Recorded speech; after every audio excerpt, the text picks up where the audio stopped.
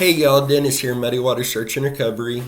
And I know we covered a lot of this on the live feed that we done Sunday evening, but I wanted to also do a video that is our year-end recap. So it's all in one spot focused on that. I do want to start with a couple of the announcements that we shared on the live feed as well. Every Sunday evening, 7:30 p.m. Central Time, we do our weekly live feed. However, with the holidays the next couple weeks, our next weekly live feed will be Sunday evening, January 9th at 7:30 p.m. Central Time. So we hope to see you on there. And from December 23rd to December 27th, we will not be releasing or uploading any videos unless it is something we feel is pressing that you need to get that information right then. Of course, at that point, we will get that uploaded and put out to you. But as of right now, there's no plans on releasing any videos in that time frame. Speaking of videos, we do have some videos we will be releasing after the first of the year. And the first one of those I want to talk about is a Randy Leech recap video. This video, I'll let you know now, it will be a really long video, but it's going to be information packed all the way through it. We're going to go all the way back to 1988 when Randy disappeared and bring it all the way through to today. We're going to cover all the details of the case, including different thoughts and theories that's come from social media. It's come from a lot of you reaching out to us, stuff that's come from family, etc. And we're hoping that this will help all of us possibly see something that maybe we didn't catch, something along those lines. But that will be coming out early this coming year. Many of our cases point to trafficking, and there's some cases, several cases actually, the family feels that their loved one has been taken and has been forced into trafficking. So we will be releasing our trafficking awareness video after the first of the year as well. We're doing this in hopes that it helps all of us to better understand and be able to recognize the different signs that comes with trafficking. And this is in hopes of keeping other loved ones from being trapped into trafficking and to hopefully be able to rescue those who are trapped and being trafficked, be able to rescue them and get them back home. Tennessee. We're working several cases out of the state of Tennessee, and I have seen a list that was shared that has a lot of names on it that we haven't looked at yet, but a lot of these cases seem to be connected in different ways, specifically with people who may be involved, investigators, etc. There's links with those. And when you look at like Aaron Shane Key's case, an obvious murder that was ruled a suicide, then you see that same investigators, some same people are linked in other cases all in that area. It does raise those questions. So we will be doing a video that just specifically covers the Tennessee cases where we discuss the connections. And we do this to get your point of view on this, your thoughts, and kind of work together with you to help figure out what exactly is happening there. Of course, we will continue to do our case updates on the cases that we're working on. And we are going to have a ton of search videos this year where we're out on the ground, out on the water doing searches this year. Our list of cases and search areas is growing. We have so many areas to search This includes possibly a couple road trips, one covering Missouri, Tennessee, and Illinois, another one covering Iowa and Nebraska, and we will keep you updated on those as well.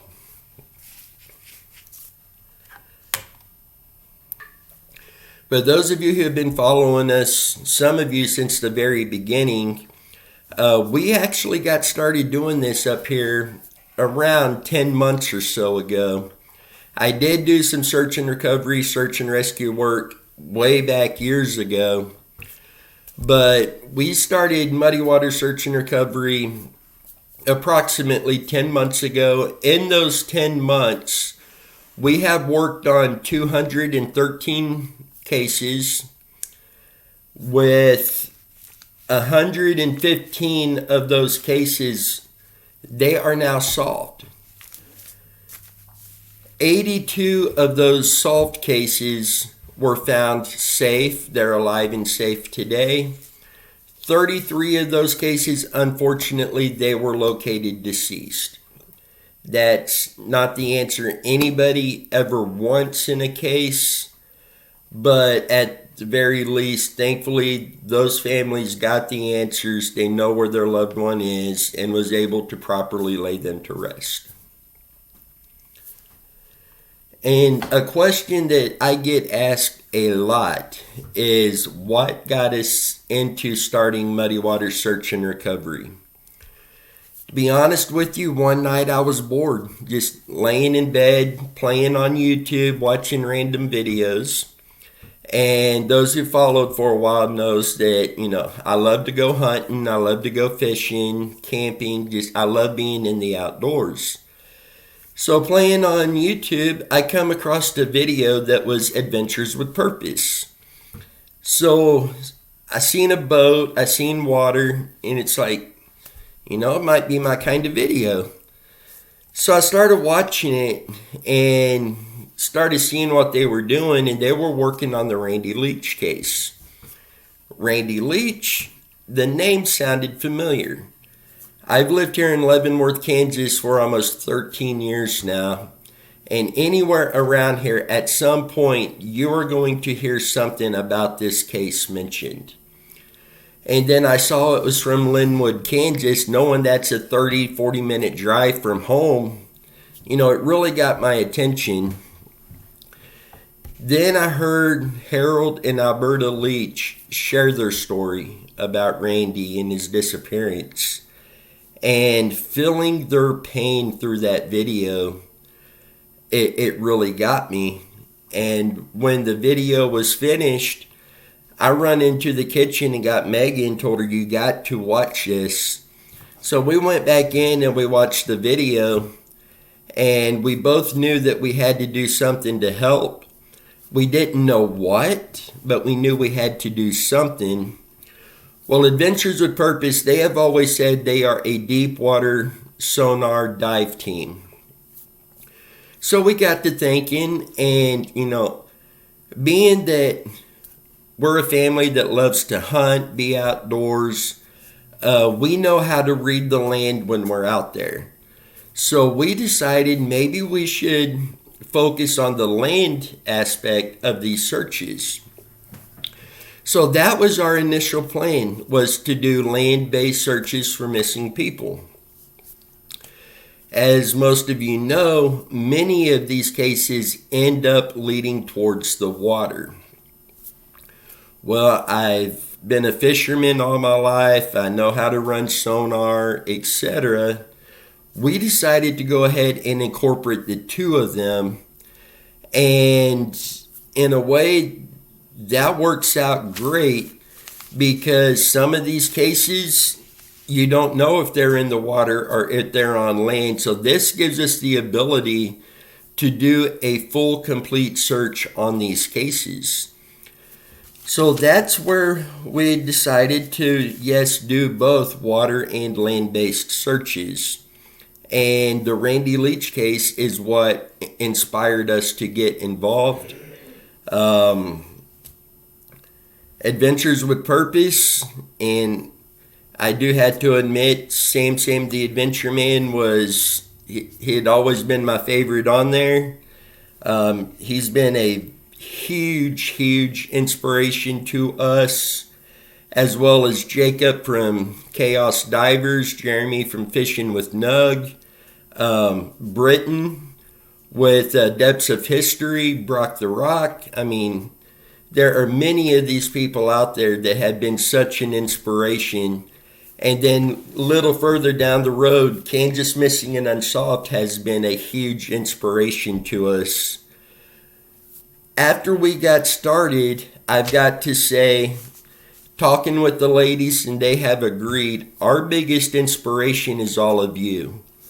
Coming into this, you guys have shown us that there are so many good people out there willing to help complete strangers just out of the kindness of your hearts. And I know the families with missing loved ones, they appreciate everything each of you are doing to help them find answers. It means so much. And thank you very much for everything you're doing to help find answers. This includes those of you who reach out to us and to other teams with information on cases, possible search locations, donations, and to those of you who actually go out and do searches as well. It is all greatly appreciated, and I know the families appreciate that. So, another question I am often asked is, when we get a new case, how do we initially jump in to going through the case? Well, we have what we call our four initial categories. The categories are, is it an accident? If it is possibly an accident, were they by themselves? Were there others involved? Were there witnesses? Now, accident, it could be something as far as driving their vehicle down the road, losing control, going off in a body of water, down a ravine, into thick brush that covered the vehicle up. Others involved, it could be something like a group of teenagers jumping off a cliff into the water, somebody not coming up, people panicking and leaving. Those are just a couple examples of accidents, and then any witnesses that may be there. Category number 2 is foul play.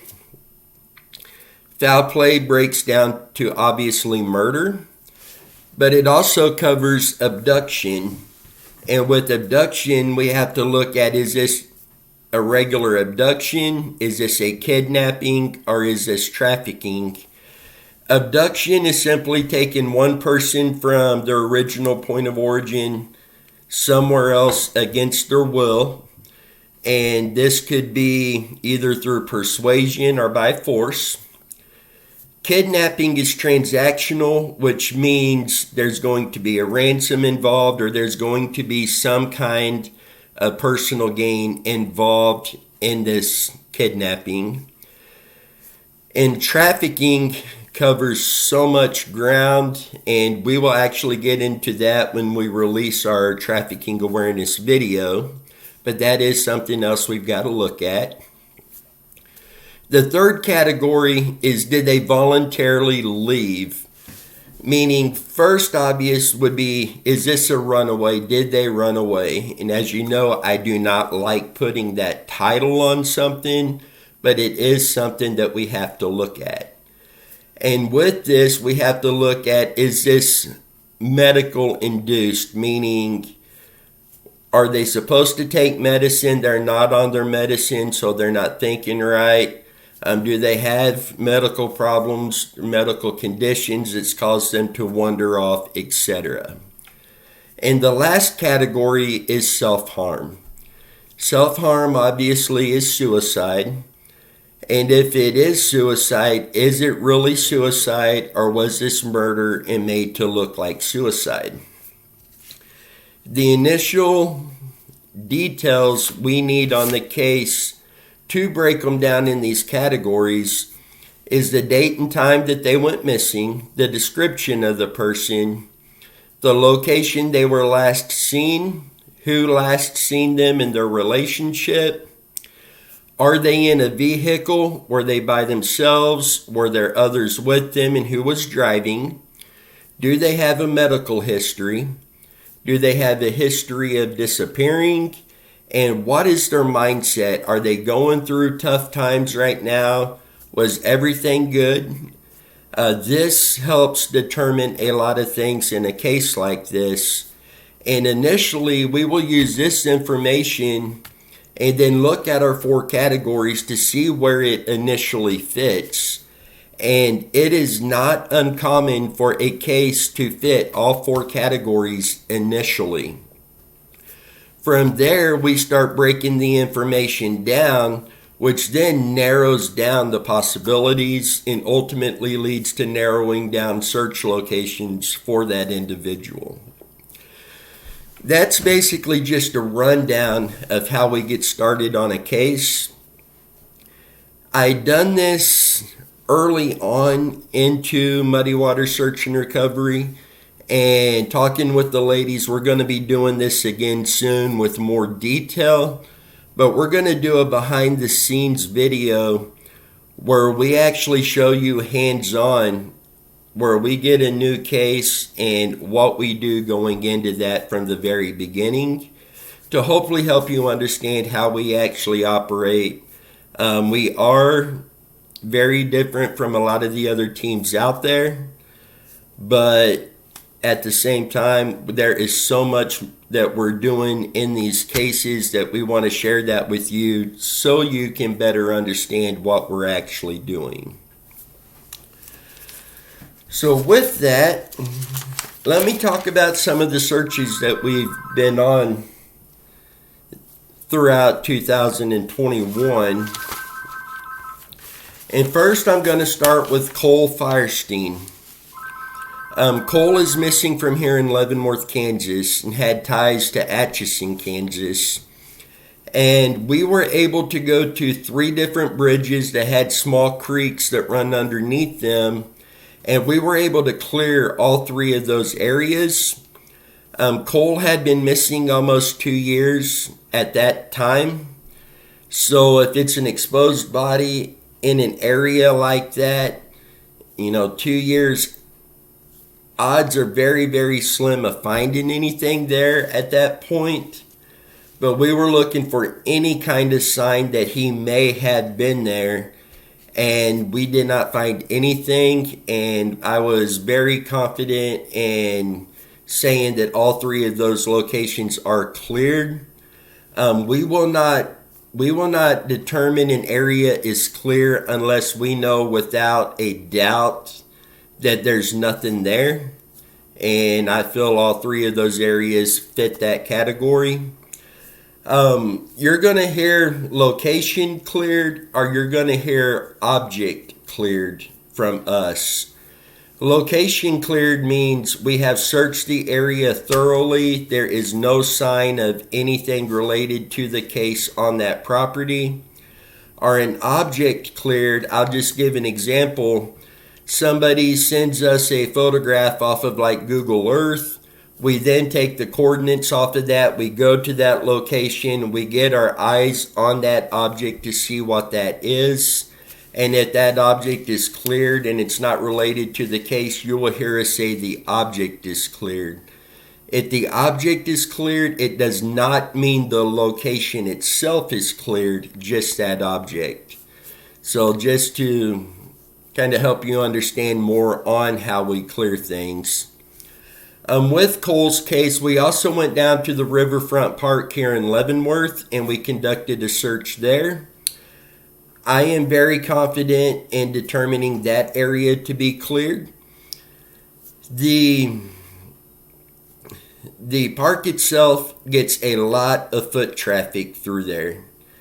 And once you get off the main walking trail into the woods, there is a homeless shelter of tents and stuff that they stay in back in there. but there's also a lot of drug use in that area. It's very, very common to find needles. We did not do any filming in that particular location because I didn't want somebody so focused on filming that they accidentally put their hand down and get poked with a needle, etc. Just for safety, I wanted everybody to be focused. But being in such a high trafficked area, if there was a body there, and not to get too graphic, but there is a smell that comes with the body breaking down that would have not been able to have been ignored. But knowing that, we did go ahead and conduct a search, and I can say 100% that particular area is cleared. We have had new information come in on this case with possible locations that we will be going out and searching, and we will be bringing you along on those searches. Another case that we have done a search on is the Star Boomer case missing out of Kansas City, Kansas. This is a case I grew up with some of Star's family. Many years ago when I was young, I did meet Star a few times. Her nephew and I were best friends growing up. Her nephew actually lived with us off and on several times.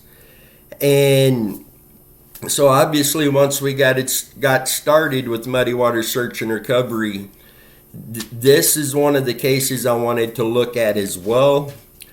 While we were at Cedar Creek doing a search on the Randy Leech case, we were also looking for any evidence or sign of anything related to Star Boomer's case. Cedar Creek I would get more into here shortly. But Star's sister-in-law, which is my buddy's mother, was going to meet with us and do an interview and explain to everybody Star's case. Unfortunately, my buddy lost his mom and dad both to COVID, all within a week of each other.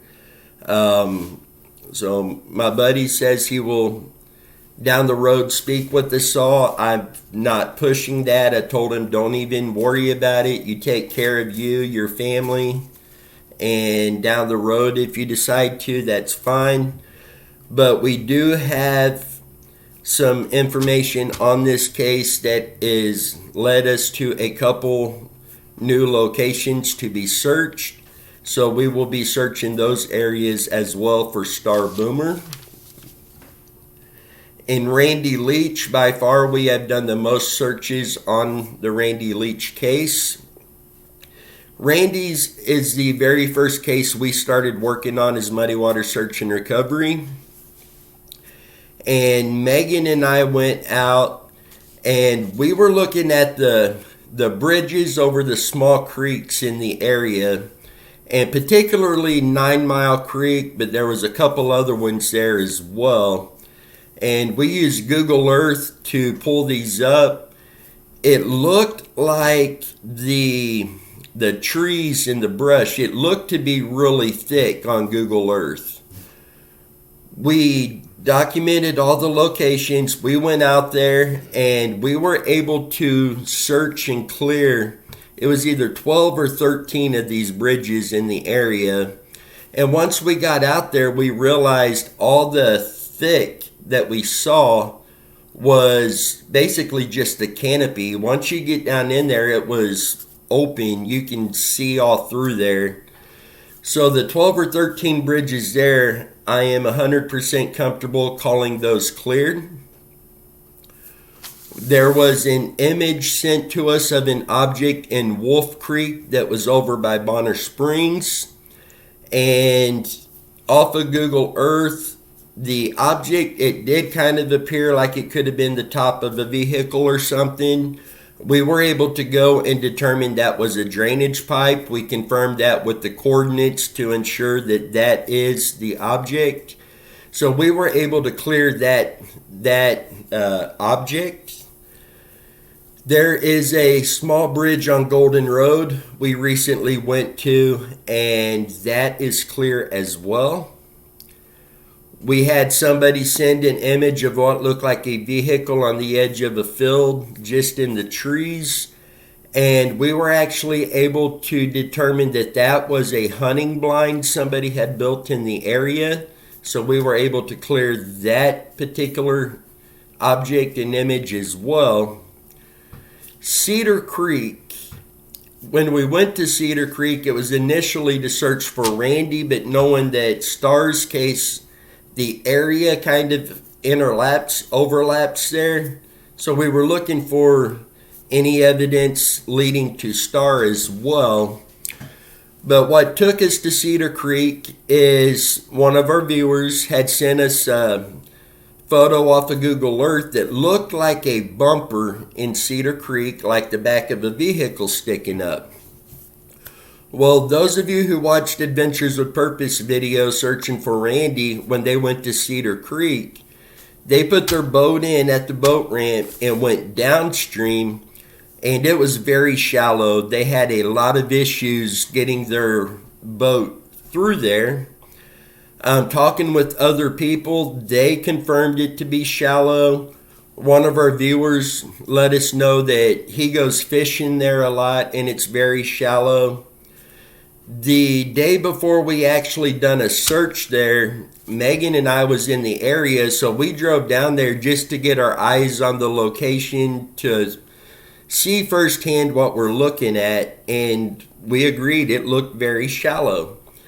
The object in the photograph was actually upstream from the boat ramp. So when Megan, Chrissy, and I went out to do the search on Cedar Creek, we took our little boat, put it in, and just paddled up to find this object. And we got on top of the object. We double-checked the coordinates. And this was a rock formation. And those of you who may have been out to Cedar Creek knows there are several rock formations through that creek that are actually kind of beautiful. They're underwater, so you can't really see them, but they are kind of beautiful. And in our video out there, at one point I tried to fly the drone, but the wind had gotten so bad it kept pushing it all over. But we was able to get the drone in the air over that object and compare that picture with the picture off of Google Earth, and that also helped determine that that was indeed the rock formation that appeared to be a bumper. So we were able to clear that object, but from that object back downstream to the boat ramp, there is a deep channel that runs through there. I had a 4-foot oar I pushed down and could not touch the bottom. So while we were able to clear that object, to me, Cedar Creek is not cleared. I don't believe we're going to find anything related to Randy's case, but it cannot be ruled out. So we will be going back out there and using sonar and a submersible drone to try to finish clearing that creek. We also went out to Stranger Creek outside of Linwood, they're in Linwood. Stranger Creek, they had taken a magnetometer from the bridge down to the river. The magnetometer did not get a hit. Adventures with Purpose, I believe, sonared very well from the bridge down to the river, and they did not pick up anything through there on sonar that looked to be related to the case. There is an area further upstream on Stranger, to where as 32 comes around, somebody could lose control. You're going fast enough to go off the little field and drop down into the creek. And the banks are high enough there that it could have hidden anything that may have driven off. Google Earth photos, satellite imaging, there is no sign on those of any vehicle or anything like that. But I still feel that area needs to be looked at in person, eyes on it, sonar if needed, submersible drone if needed, to officially clear that area. So we do have that on our list to do on Randy's case as well this year, as well as multiple other locations that we will be searching for Randy this year.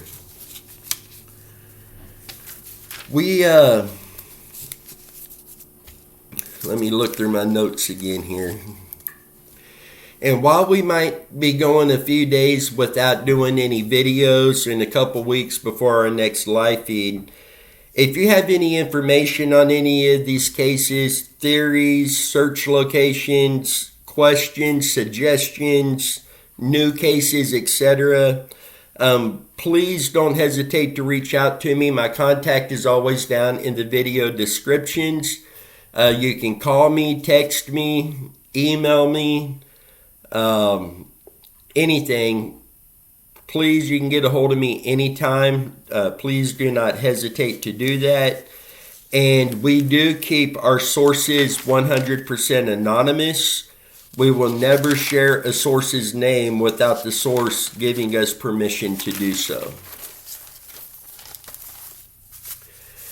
And some of our goals for this coming year, and obviously we want to make a lot of recoveries this year. We're going to be doing a lot of searches, both ground, land searches, as well as water searches. We will be working with some other teams on some cases this year. I believe we're going to be working with Justice Takes Flight. This is a volunteer 501c3 nonprofit out of Colorado, and they utilize canines in their searches. And I believe we will be working with them this year on some cases up in Nebraska. I look forward to meeting these people. They seem like incredible people doing awesome work out there. There's other teams that it's in the beginning stages of coming together to get to work with some other teams on some cases.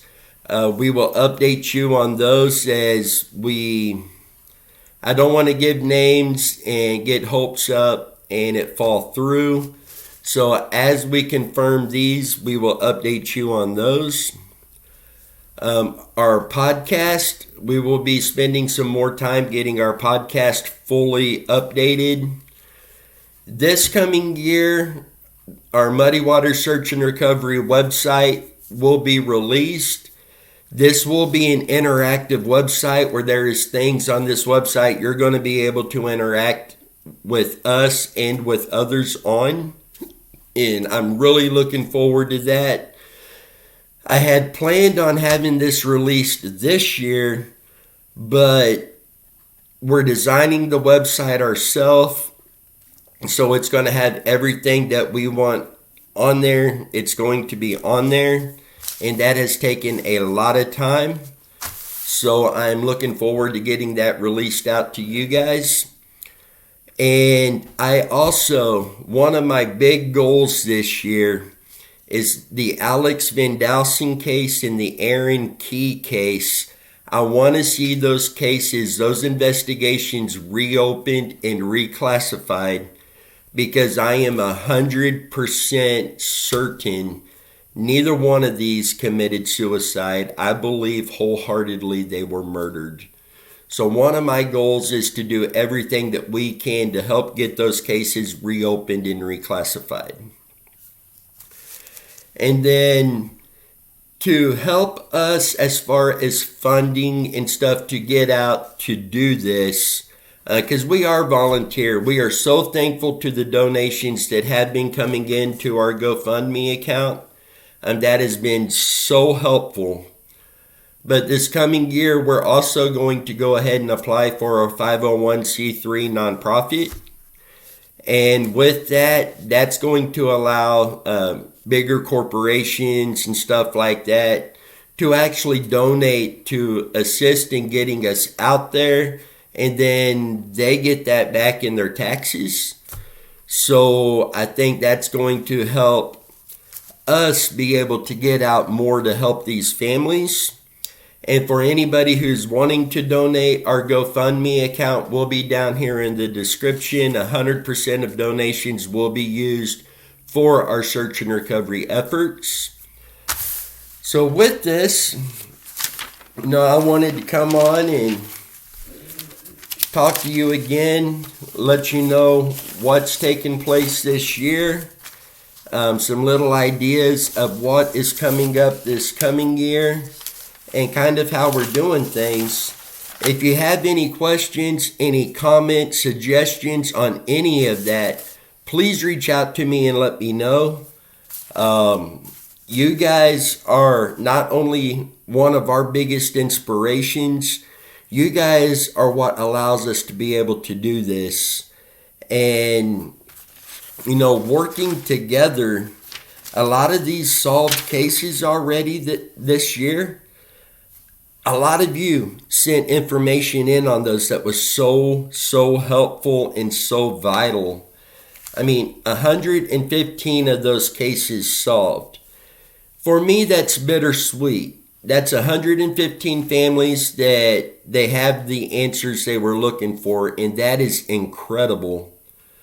But if this is 213 cases that we've worked in the last 10 months, that doesn't even put a dent in the number of missing persons cases that are out there across the country. And it's doing everything we can to help these families find the answers they're looking for. Our thoughts and prayers go out to all the families with missing loved ones. I know now as we're had the Christmas holiday upon us and facing another new year, the heartbreak many families are feeling, our thoughts and prayers are going out to you. We ask all of our viewers be sending their thoughts and prayers out to these families. Muddy Water Search and Recovery, you have our word. We are going to do everything in our power to help you find those answers. Many of our viewers are there 100%. They're offering information, feedback, locations. They are looking into this as well. So while I know at times it feels like you're all alone, no, you have all of us in your corner doing everything we can to help you find answers. So with that, I hope all of you all can have a Merry Christmas and a Happy New Year. May this be the year that these families get the answers they are looking for. With that, until next time, you guys stay safe. And let's bring some more of these people home.